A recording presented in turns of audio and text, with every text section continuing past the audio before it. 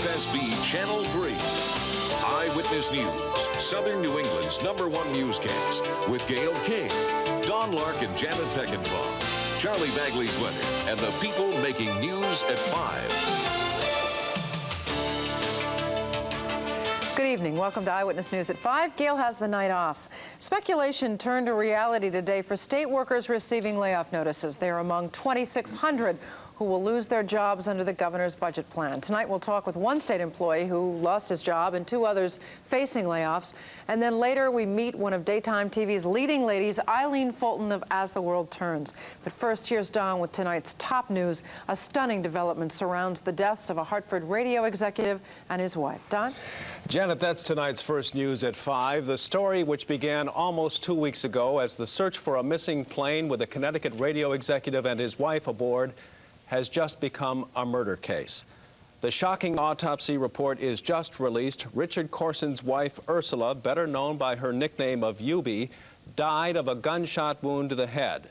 Their small plane, a single-engine Cessna, was found yesterday in Tunxus State Forest near the Barkhamsted Reservoir after a search of more than a week. Autopsy results on Corson, the longtime general manager of WDRC Radio, are incomplete. Amid reports he initially survived the crash and may even have built a fire alongside the crash debris. State police tonight are back at the crash site along with a major crime squad. A member of the Corson family tonight has told Eyewitness News there will be no comment pending the continuing police investigation. Now, a memorial service had been scheduled for tomorrow morning. Channel 3 reporter David Ushery is working on this breaking story. We'll have more information for you as it becomes available. Well, this day after Governor Weiker's announcement of more than 2,000 layoffs, many state workers are staggered, others are demonstrating, and the governor is facing some hostile crowds. Channel 3 political reporter Doobie McDowell standing by with late details from our Eyewitness newsroom. Doobie? Don, some employees have already been handed layoff notices by their supervisors. Others are waiting to hear. But by Thursday, the pink slips must go out to all the 2,616 state workers who are being laid off. Governor Weiker maintains he wants to see negotiations between his representatives and the unions bring a settlement.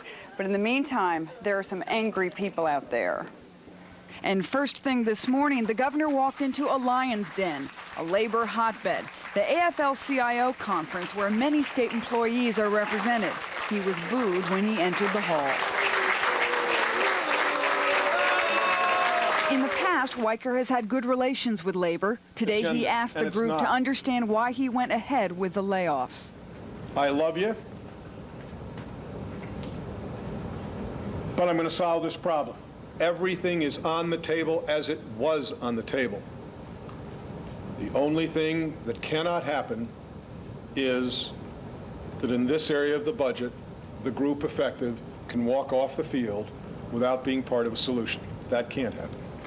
But the hostility was just beginning. Back at the Capitol, more than 1,000 state employees spent their lunch hour gnashing their teeth about the layoffs. Weiker and the rest of the politicians here think they can balance this budget on the backs of state employees. They are sadly mistaken. A Weiker campaign bumper sticker was ripped up in front of the roaring crowd, and it wasn't hard to find the newly unemployed. We were told that we were laid off, given a letter, not a pink slip, a letter, saying that you will be laid off, and you had to sign another copy of the letter saying that you had actually received it. How soon is that going to take effect? In my union, it will be 4 weeks. Union leaders are skeptical of the governor's claims that layoffs can be reversed if he gains $400 million in givebacks. Last week, they come in with a proposal that ups the ante $400 million above the $400 they've already asked for, and they want more givebacks. What guarantees do we have that next year they're not going to come back and ask for more? Lawmakers, faced with a June budget deadline, say they can't let the state employee controversy impede their progress. The only thing we can do is assume that somehow he's going to be able to deliver the $400 million in savings, and we'll act accordingly. As we mentioned, some pink slips have already been handed out. In certain cases, workers could be off the job in 4 weeks. That's assuming future negotiations are not successful.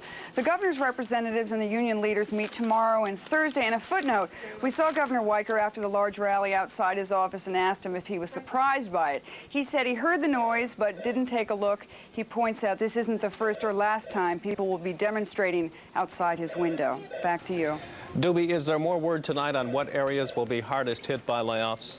I think there's general agreement at this point that the University of Connecticut and DOT, the Department of Transportation, are the hardest hit, with about 300 layoffs each. And as I understand it, that's 300 additional at the Department of Transport, at UConn, because they already have cutbacks from the governor's original 91-92 budget. And it really seems to hit all areas and all classes of employees. Well, as you've said, the story is not over yet. No. Thank you, Doobie. Also today, a sense of gloom at city buildings in New Haven, where 220 city employees were laid off yesterday. Today, those left continued working, but many say they feel depressed. Mayor John Daniels said he would have to lay off the 220 to close the city's $6 million budget gap. My phone has been ringing off the hook all day about certain city facilities not opening on time and closing early because of lack of staff. Some departments are being told to us and that are virtually closed down. Elderly services have been cut in half. Libraries are going to be drastically hurt. Daniels says he hopes to rehire more than half the laid-off workers at the start of the next fiscal year, the 1st of July. There's another tragic story in the news tonight of a small plane, a crash. Connecticut victims of a North Carolina plane crash have just been identified. Alan Kelly, his wife Mary, and a child, Michael James Kelly, who may have been their son or grandson, were killed. The Kellys' hometown has not been released. According to authorities in North Carolina, they died instantly when their twin-engine plane crashed into a wooded area close to Kinston Regional Jetport yesterday afternoon. While fire investigators from around the state gather in New Britain today to talk about arson investigation and prosecution, another arson case is reported in the hardware city. Channel 3's Diane Alverio has the story. A smoke detector that had been recently checked for working batteries alerted tenants at 58 West Street of a blaze that had been set in a first-floor apartment shortly after 8 last night. The fire was put out quickly and there were no injuries, but tenants say the scare was enough. I really want to move out of New Britain. Actually, I really do, because it's harassing. It's really, scary, yeah. This fire comes on the heels of 14 suspicious fires in a predominantly Polish section of New Britain. Police believe that at least 10 of them were set by the same person. All have been within blocks of each other and all set on the rear porches of homes. The blaze last night was about a mile away from the others. The fire started towards the rear of the building, and it's still under investigation. It has been preliminarily determined that it is an arson fire. But this arson, investigators say, was different. Whoever was responsible broke in through this back bedroom window, took some clothes out of a closet, put them here in this bathroom, and then set them on fire. We're not going to speculate if it's a copycat or if it was the same person. It's a whole different area. As local investigators struggle with this arson spree, a statewide seminar held in New Britain today called for more teamwork in the investigation of arson cases. Currently, less than 17% of these cases result in an arrest. It's always difficult because it's a crime generally committed in secret, but also it requires special training to determine that it is an arson, to determine the cause and origin. Page and others say the key in solving these cases is community cooperation. In New Britain, I'm Diane Alverio, Channel 3 Eyewitness News.